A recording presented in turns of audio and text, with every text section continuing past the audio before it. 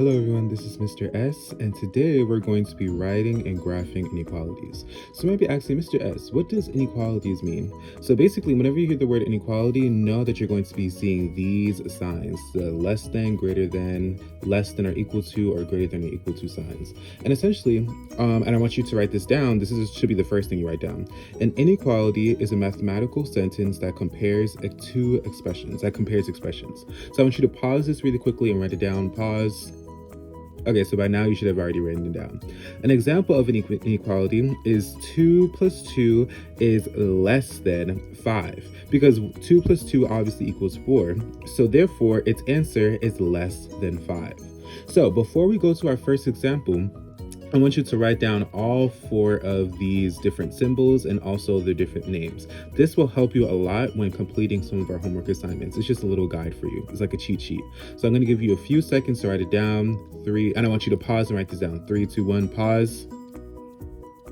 Okay, so by now you should have already written this down, and let's jump straight into our first. Let's jump into our first example, and it's going to look like this.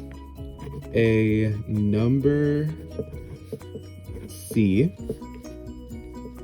is less than -4. So a number C is less than -4. So what I always like to do is break up my equation. So this is going to be one chunk. A number C is less than is another chunk, and then -4 is my last chunk. So a number C, so that means a number C, if they say a number C, obviously C is a number, so C is going to be a variable. So therefore, that's just going to be C, and is less than, that is one of the inequalities. So where is less than? Is it here, here, here? Nope, it's right here, it's less than. So therefore, I'm gonna be putting that sign right here. And then -4, we just bring down the -4. So therefore, a number C is less than -4. What they really want you to do is turn this into a numerical form, which is what we just did just then. We don't have to answer anything. We're just putting these words into numbers. So C is less than -4. So I'm going to go over one more example before you do it by yourself. Let's do kind of a spicier one. Okay, we could do this. A number K plus 5 is greater than or equal to 8. So it's saying a number K plus 5 is greater than or equal to 8. So therefore, I'm going to start breaking up my question, and I just want to turn these words into numbers. So I'm going to break it up into this. A number K plus 5 is greater than or equal to, or equal to 8. So therefore, a number K plus 5. So whenever they say a number K, if this is actually not a number, then you know they're talking about a variable. A number K, which is just going to be K, and then what's happening to this K? 5 is being added to it. So I'm gonna put plus 5 is greater than or equal to. So then you have to see which one is greater than or equal to. Right here. So it's not only just going to be this, it's going to have a special line under it. I hope you guys can see the line under these. When it's greater than or equal to, then it has a line underneath it, or less than or equal to, it has a line under. So therefore, it's going to be looking like this. And then it's greater than or equal to 8. I was going to throw 8 on at the end. So yes, so K plus 5 is equal to 8 and everything greater than 8. So that means this K can either equal a 3, a 4, a 5, a 6, or a 7, or 8. It's 3 and everything up, but nothing under 3. Because 2 plus 5 is not equal to or greater than 8. Because 2 plus 5 equals 7. However, 3 plus 5 equals 8. So therefore, that makes the sentence true. Let's say we do 4 plus 5 is 9. So that equals, so that makes the sentence true because it is greater than or equal to 8. Do you see how that works? We're going to do a bunch more activities in case you don't fully understand it, but let's keep on going. Yourself section where you do it by yourself. And it's going to be 4 times a number Q is at most 16. So I want you, so this one I do admit has a curveball, but I feel like you're smart enough to do this by yourself. I want you to really look at this and try to answer it by yourself, and I'm gonna come back and answer it with you. So I want you to pause in 3, 2, 1, pause. Okay, so by now you should have already fully answered the question, so we're gonna go over it together. 4 times a number q is at most 16. So I always like to split up. 4 times a number q is at most 16. So 4 times a number q, if it's a number q, then I'm just going to put q. And if it's 4 times this, then that means we're going to be multiplying this q by 4. And then, of course, you're going to be tempted to put an equal sign here, but it's not equal. It's at most. So I'm thinking at most, what does that mean? So that's why you look at your guide here. So which one is at most? Where is it? Up right there, at most. So that means it is less than or equal to. So therefore, I'm putting the less than or equal to sign, and the last number is 16. So q times 4 is less than or equal to 16. That is 4 times a number q is at most 16. So I just said the same thing. This is the number version of this phrase. So if you got this, give yourself a big check. If not, then make sure you really understand what I did here and see how you got wrong. Let's go to our next example, but we're going to jump straight in. So for example 2, we're going to be checking solutions. So this is going to be the description for one of the questions on this section of your homework. It's going to say, tell whether the given value is a solution of the inequality. And for this equation is going to look like this. It's going to be x plus 1 is greater than 7. And then in this scenario, x is going to equal 8. So all you have to do when they say checking solutions, they're going to give you this equation with its answer. And then they're going to see when you plug in what the variable equals, if it's correct or if it's incorrect. So basically your answers are going to be correct or incorrect. So you can already see what the answer, whether it's correct or incorrect, just by looking at it. But let's go in and start really plugging everything in. So what does this x equal again? 8. So I'm going to put 8 plus 1 is greater than 7. So what is 8 plus 1? That equals 9. And is 9 greater than 7? Yes, that is correct. So therefore, this solution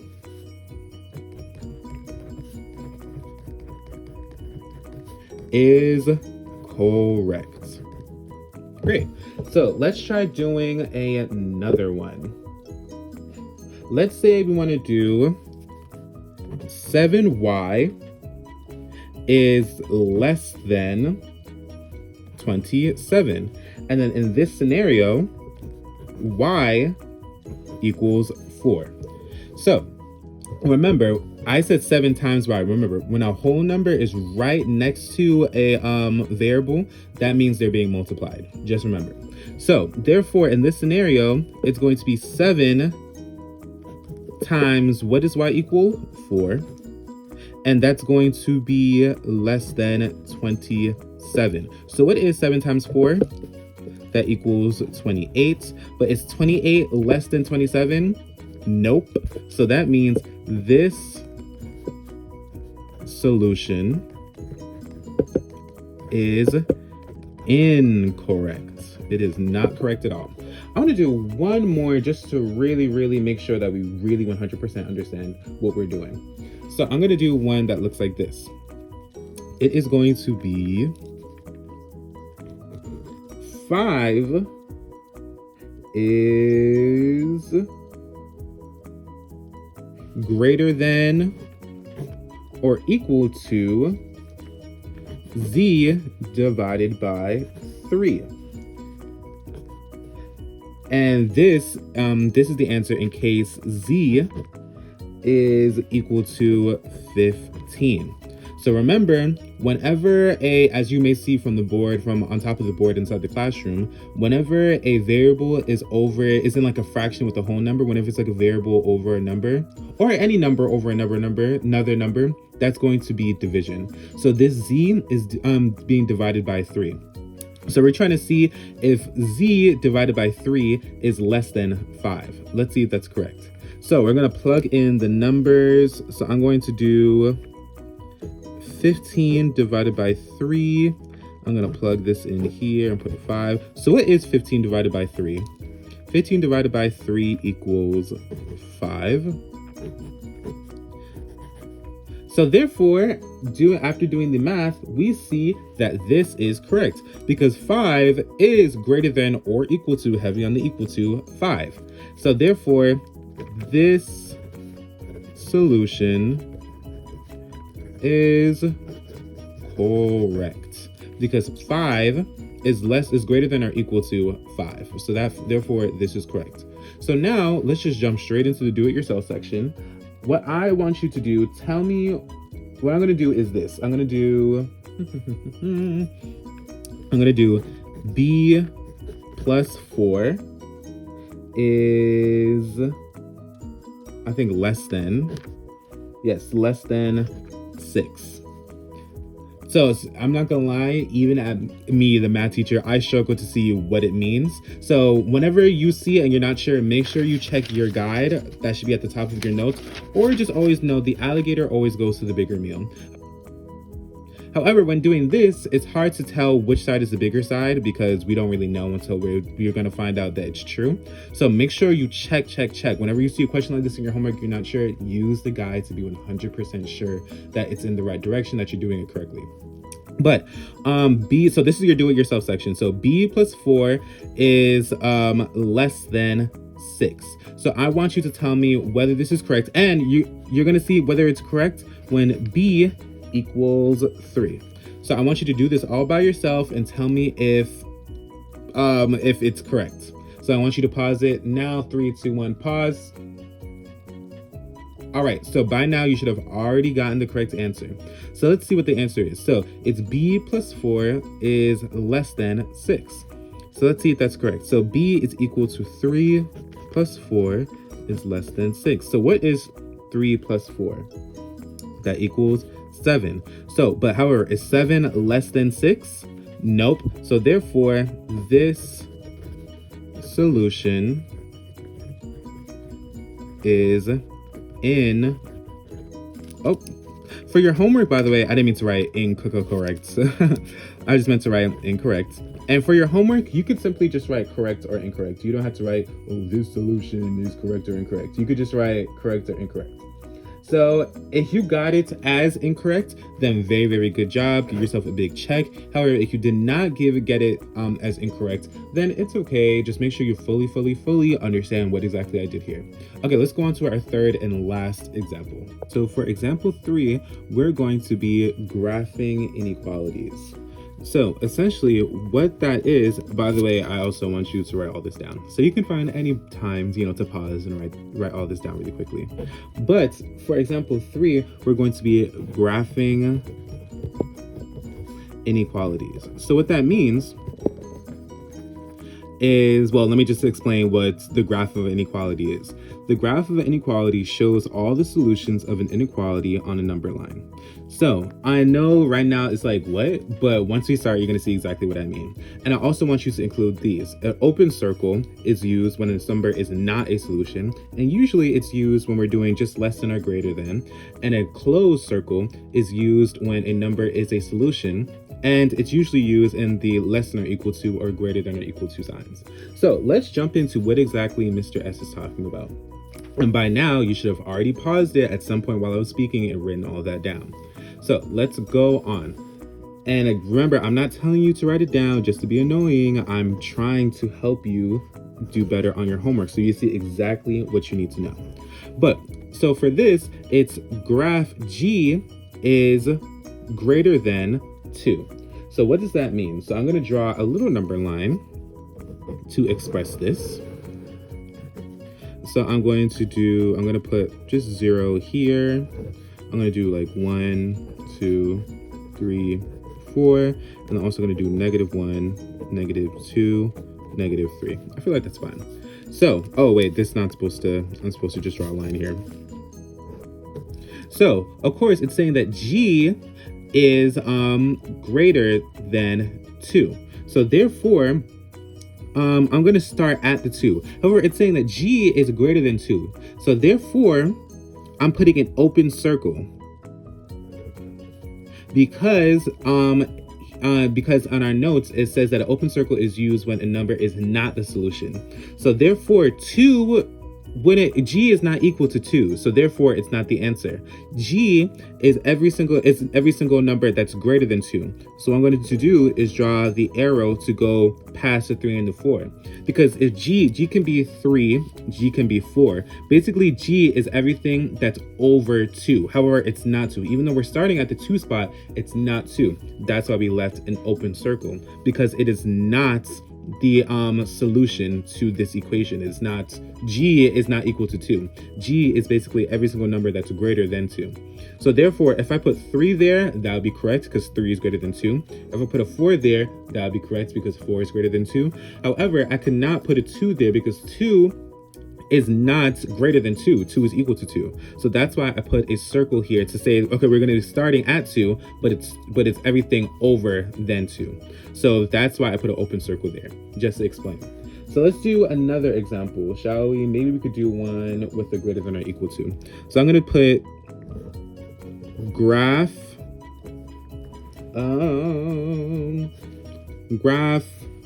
-3 is less than or equal to P. So -3 is less than or equal to P. So therefore, what is that going to look like on a number line? So first, I'm going to draw my handy dandy number line. I'm going to put 0 right in the middle, do 1, 2, 3, 4. Then I'm going to do -1, -2, -3, -4, doing a little -5. So in this scenario, where are we going to be starting at? -3. However, it's saying -3 is less than or equal to P. It's less than or equal to P.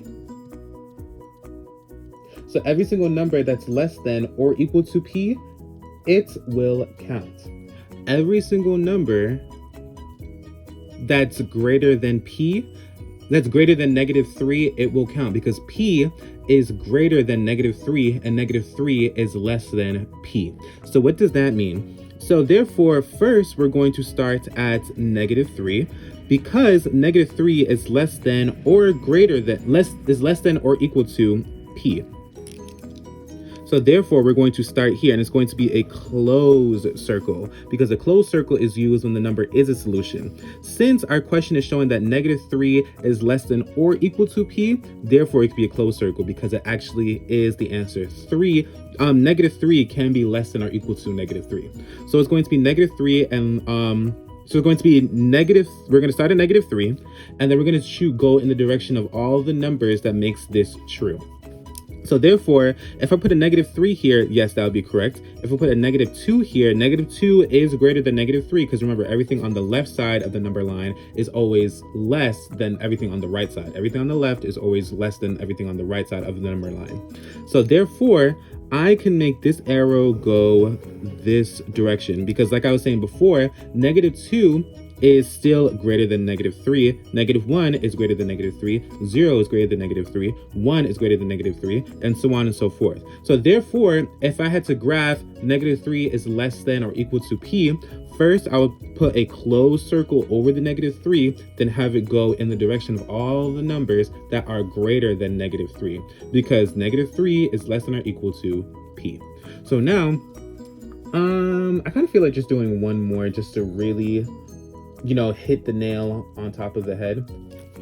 I'm going to do graph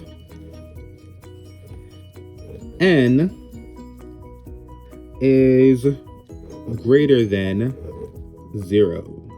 No, n is greater than 0. Actually, I'm going to flip it upside down. I want to do n is less than 0. Yes, so n is less than 0.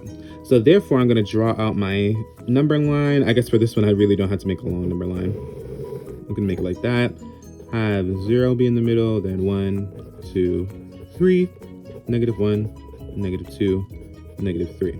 So of course, on this, whether it makes it equal or not, I'm always going to start at the 0.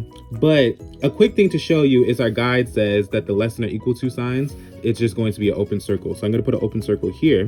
And I also put an open circle because n does not equal 0. N is every single number that's less than 0. So therefore, everything on the left side of the number line is always less than everything on the right. So therefore, if I go here, -1 is less than 0, -2 is less than 0, -3 is less than 0. So all these numbers are less than 0. So it's not saying that, so the reason why it's an open circle is because n does not equal 0. It's just like a placeholder for right now. However, if I put a -1 here, that would be correct. Sorry, if I put a -1 by the n, -1 is less than 0. -2 is less than 0, and -3 is less than 0. Remember, the alligator always goes to the bigger option, and everything on the left side is less than everything on the right side. So now I want to jump straight into the try it yourself section just to see if you're fully grasping what I'm teaching you guys here. Let's do this one. I think you guys are smart enough to handle this one.